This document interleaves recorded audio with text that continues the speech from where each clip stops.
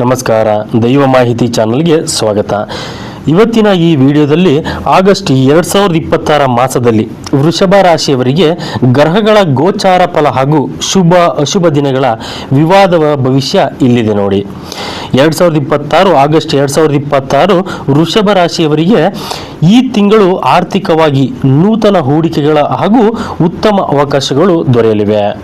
ಹಾಗೆ ಉದ್ಯೋಗದಲ್ಲಿ ಬಡ್ಡಿ ಅಥವಾ ಹೊಸ ಜವಾಬ್ದಾರಿಗಳು ಸಿಗುವ ಸಾಧ್ಯತೆ ಹೆಚ್ಚಾಗಿ ಕಂಡು ಬರ್ತಿದೆ. ಹಾಗೆ ಸಂಬಂಧಗಳಲ್ಲಿ ಕುಟುಂಬದಲ್ಲಿ ಸಣ್ಣ ಪುಟ್ಟ ಭಿನ್ನಾಭಿಪ್ರಾಯಗಳು ಬಂದರೂ ಮಾತುಕತೆಯಿಂದ ಪರಿಹರಿಸಿಕೊಳ್ಳಬೇಕಾಗಿದೆ.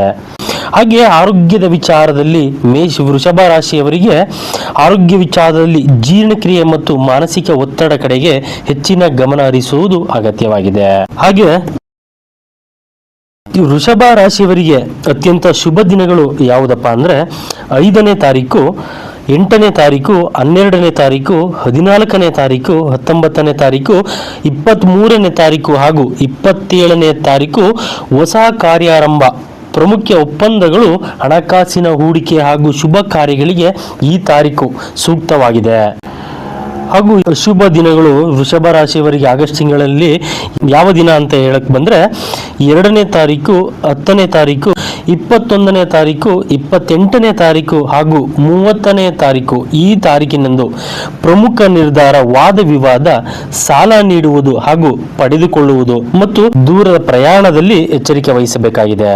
ಹಾಗೆ ವೃಷಭ ರಾಶಿಯವರಿಗೆ ಆಗಸ್ಟ್ ತಿಂಗಳಿನಲ್ಲಿ ಉದ್ಯೋಗದ ವಿಚಾರಕ್ಕೆ ಬಂದರೆ ಉದ್ಯೋಗಸ್ಥರಿಗೆ ತಿಂಗಳ ಆರಂಭದಲ್ಲಿ ಅಂದರೆ ತಿಂಗಳ ಮೊದಲದಲ್ಲಿ ಕೆಲಸದ ಒತ್ತಡ ಹೆಚ್ಚಿದೆ.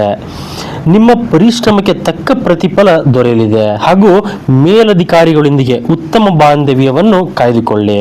ಹಾಗೆ ವ್ಯಾಪಾರದ ವಿಷಯಕ್ಕೆ ಬಂದರೆ ವ್ಯಾಪಾರಿಗಳಿಗೆ ಲಾಭದಾಯಕ ತಿಂಗಳಾಗಿದೆ. ಆಗಸ್ಟ್ ತಿಂಗಳು ವ್ಯಾಪಾರಿಗಳಿಗೆ ಲಾಭದಾಯಕ ತಿಂಗಳಾಗಿದೆ. ಹಾಗೆ ಹೊಸ ಗ್ರಾಹಕರ ಸಂಪರ್ಕ ದೊರೆಯಲಿದ್ದು ವ್ಯಾಪಾರ ವಿಸ್ತರಣೆ ಜೊತೆಗೆ ಯೋಜನೆ ರೂಪಿಸಬಹುದು. ಹಾಗೆ ಶುಭ ದಿನಗಳಲ್ಲಿ ಹೂಡಿಕೆ ಮಾಡುವುದು ಉತ್ತಮವಾಗಿದೆ.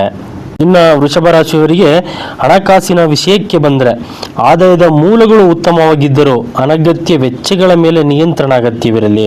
ಹಾಗೆ ಷೇರು ಮಾರುಕಟ್ಟೆ ಅಥವಾ ಆಸ್ತಿ ಖರೀದಿ ವಿಚಾರದಲ್ಲಿ ಅಶುಭ ದಿನಗಳಲ್ಲಿ ನಿರ್ಧಾರವನ್ನು ಕೈ ತೆಗೆದುಕೊಳ್ಳಬೇಡಿ. ಇನ್ನು ವೃಷಭ ರಾಶಿಯವರಿಗೆ ಆಗಸ್ಟ್ ತಿಂಗಳಲ್ಲಿ ಆರೋಗ್ಯದ ಜೀವನ ಶೈಲಿ ಹೇಗಿರುತ್ತಪ್ಪ ಅಂದ್ರೆ ಋತುಮಾನದ ಬದಲಾವಣೆಗಳಿಂದಾಗಿ ಸಣ್ಣ ಪುಟ್ಟ ಆರೋಗ್ಯ ಸಮಸ್ಯೆಗಳು ಕಾಣಿಸಿಕೊಳ್ಳಬಹುದು. ಸಮಯಕ್ಕೆ ಸರಿಯಾಗಿ ಆಹಾರ ಸೇವನೆ ಮತ್ತು ಯೋಗ, ಧ್ಯಾನ ಮಾಡುವುದು ಒಳಿತಾಗಿದೆ. ಇನ್ನು ಆಗಸ್ಟ್ 2026 ಮಾಸದಲ್ಲಿ ವೃಷಭ ರಾಶಿಯವರಿಗೆ ವಿಶೇಷ ಜ್ಯೋತಿಷ್ಯ ಪರಿಹಾರ ಏನಪ್ಪಾ ಅಂತಂದ್ರೆ ಶುಕ್ರ ಮಂತ್ರವನ್ನ ಜಪಿಸಬೇಕು. ದಿನವೂ ಬೆಳಿಗ್ಗೆ ಓಂ ಶುಂ ಶುಕ್ರಾಯ ನಮಃ ಮಂತ್ರವನ್ನ 108 ಬಾರಿ ಜಪಿಸಬೇಕು. ಹಾಗೆ ದಾನ, ಶುಕ್ರವಾರದಂದು ಬಿಳಿ ವಸ್ತುವನ್ನು ಅಂದ್ರೆ ಹಾಲು, ಸಕ್ಕರೆ ಅಥವಾ ಸಿಹಿ ತಿಂಡಿಯನ್ನು ದಾನ ಮಾಡುವುದು ಮಂಗಳಕರವಾಗಿದೆ.